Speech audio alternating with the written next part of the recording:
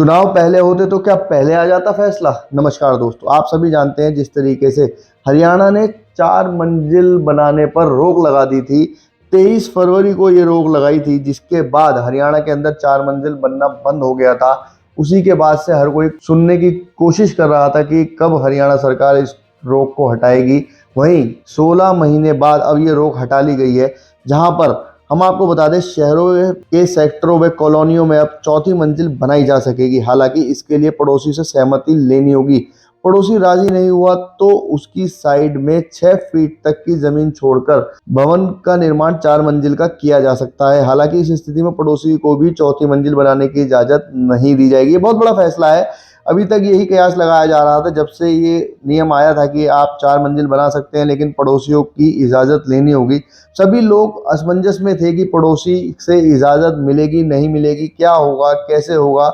लेकिन वहीं ये बात भी इस नियम में बताई गई है कि अगर पड़ोसी आपको अनुमति नहीं देता है तो उसका भी प्लॉट 4 मंजिल नहीं बन सकता। और ये बहुत बड़ा कदम है, जिससे कि पड़ोसियों को भी अब सोचना पड़ेगा कि अगर उन्हें अपने जीवन के अंदर अपने प्लॉट को 4थी मंजिल तक नहीं ले जाना तो वो किसी को भी एनओसी ना दे तो चलेगा। लेकिन अगर खुद का प्लॉट या फिर कहें कि आने वाले समय में 5 मंजिल होता है तो अपने 5 मंजिल प्लॉट को बचाने के लिए पड़ोसी को आज के समय में अनुमति देनी ही होगी, नहीं तो कहीं ना कहीं उसका भी नुकसान होगा। हम आपको बता दें कि हरियाणा शहरी विकास प्राधिकरण और नगर व आयोजना विभाग की लाइसेंस शुदा कॉलोनियों में स्टिल्ट पार्किंग के साथ 4 मंजिला निर्माण पर जो रोक लगी थी वो अब हटा ली गई है।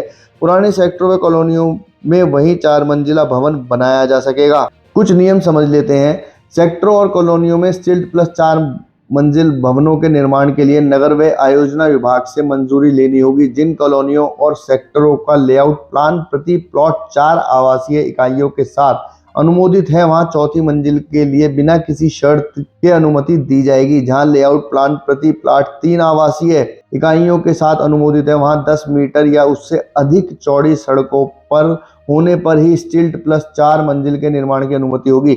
नगर आयोजना और शहरी संपदा मंत्री जेपी दलाल ने मंगलवार को बताया कि हरियाणा शहरी विकास प्राधिकरण द्वारा जो plot inbuilt purchasable floor area ratio के साथ नीलाम किए गए हैं, उनके मालिक या तो ऐसे 4 निर्माण कर सकते हैं अथवा परचेजेबल डेवलपमेंट पीडीआर रिफंड की मांग कर सकते हैं। यदि प्लॉट मालिक स्टिल 4 मंजिल नहीं बनाना चाहते और कम पीडीआर का लाभ लेना चाहते हैं तो वे रिफंड के आवेदन की तिथि से 8% ब्याज सहित रिफंड लेने का पात्र है। यदि प्लॉट 4 या 3 मंजिल निर्माण की अनुमति में नहीं आता है तो आवंटी रिफंड के अनुरोध की तिथि से 8% ब्याज सहित नीलामी की पूरी राशि वापस पाने का पात्र होगा। इस मामले में भी रिफंड का आवेदन रिफंड के आदेश जारी होने की तिथि से 60 दिनों के भीतर ही किया जा सकता है। चुनावों के बीच में भी एक ऐसी खबर आई थी जिसमें कि कहा गया था कि यदि 4 मंजिला बिल्डिंग बनी हुई है और उनके नक्शे पास नहीं है तो चौथा फ्लोर तोड़ दिया जाएगा। लेकिन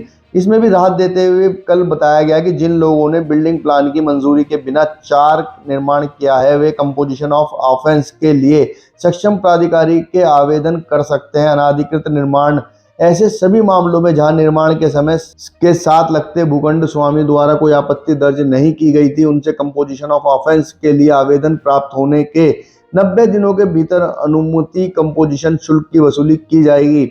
जहां निर्माण के समय साथ लगते भूखंड स्वामियों द्वारा आपत्ति दर्ज की गई थी तो शिकायतकर्ता को पारस्परिक समझौते के लिए एक और अवसर दिया जाएगा। यदि आवेदक शिकायतकर्ता की सहमति प्रदान करने में असमर्थ रहता है तो मामले का निर्णय स्पीकिंग ऑर्डर पारित करके किया जाएगा। ऐसे कंपोजिशन ऑफ ऑफेंस की अनुमति बिल्डिंग प्लान की स्वीकृति के बिना किए गए निर्माण और हरियाणा बिल्डिंग कोड के प्रावधानों के अनुरूप निर्माण के लिए निर्धारित दर 10 गुना अधिक कंपोजिशन फीस वसूलने के बाद की जा सकती है। जब नियम बदलते हैं तो निश्चित ही कुछ ना कुछ बदलाव होता है और ऐसा ही बदलाव कल देखने को भी मिला, जहां पर 250 वर्ग गज से कम के प्लॉटों में बेसमेंट को भी मंजूरी नहीं दी जाएगी। ऐसा भी माना जा रहा था कि आज के समय में बहुत से प्लॉटों के अंदर बेसमेंट बनकर वहां पर कॉमर्शियल एक्टिविटी चलाई जाती थी, लेकिन वहीं 250 गज से कम के प्लॉटों में अब बेसमेंट की मंजूरी नहीं। पुराने सेक्टर व कॉलोनियों में 250 वर्ग गज या इससे अधिक साइज के प्लॉट में ही बेसमेंट बनाया जा सकेगा। इससे कम साइज के प्लॉट में बेसमेंट को मंजूरी नहीं मिलेगी। दीनदयाल कॉलोनियों में कोई शर्त नहीं होगी। ऐसा भी माना जा रहा है कि जिस तरीके से पुराने सेक्टर नए सेक्टर के अंदर फर्क है, वहीं दीनदयाल के अंदर और भी फर्क है। दीनदयाल के अंदर किसी भी तरह की कोई भी नियमों की रोक टोक नहीं होगी। जहां दीनदयाल पहले से ही प्लान करके बनाई जाती है, वहीं इसीलिए दीनदयाल के अंदर इन सभी बातों को ध्यान में रखा गया है कि वहां पर किसी भी तरीके की कोई रोक टोक ज्यादा नहीं है।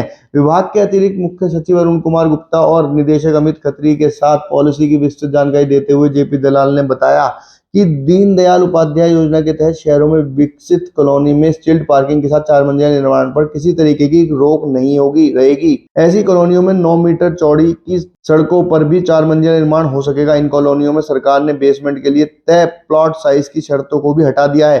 दीनदयाल उपाध्याय योजना की कॉलोनियों में 90 से 180 वर्ग गज तक के साइज के प्लॉट ही होते हैं। इन कॉलोनियों में सभी प्लॉट धारक अगर चाहेंगे तो बेसमेंट का निर्माण कर सकते हैं। जब ये 4 मंजिला बिल्डिंगें बनाने पर रोक लगी थी तो कहीं ना कहीं आरडब्ल्यूए का इसमें बहुत बड़ा विरोध था और उनका कहना था कि सरकार इंफ्रास्ट्रक्चर नहीं दे पा रही है, जिसकी वजह से 4 मंजिला नहीं बननी चाहिए। लेकिन वहीं सरकार ने बड़ी ही समझदारी से सबको मनाते हुए ये फैसला किया, जिसमें कि 4 मंजिल भी आ गई और पड़ोसियों को भी मना लिया, आरडब्ल्यूए को भी मना लिया। इससे देखना होगा कि क्या चुनाव के अंदर आने वाले समय में हर किसी को जिसको फायदा हो रहा है और जो कोई भी चाहता था कि चौथी मंजिल आनी चाहिए, क्योंकि जिस तरीके से चौथी मंजिल जाने की वजह से, चौथी मंजिल ना बनने की वजह से प्लॉटों के रेट भी बढ़ रहे थे और फ्लोरों के रेट भी बढ़ते चले जा रहे थे। ऐसा माना जा रहा है था कि आम आदमी की पहुंच से ये सब चीजें दूर होती जा रही हैं। लेकिन वहीं